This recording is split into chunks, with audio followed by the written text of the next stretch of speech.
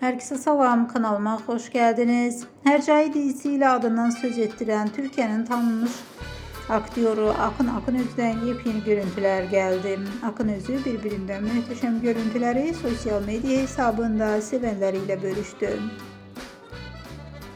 Həmin görüntüler izleyicilerin marağına sebep oldu. Paylaşma kısa zaman ərzində çox sayda beğeni ve şərh geldi. Söz gedən görüntüləri təqdim edirik. Buyurun izleyin.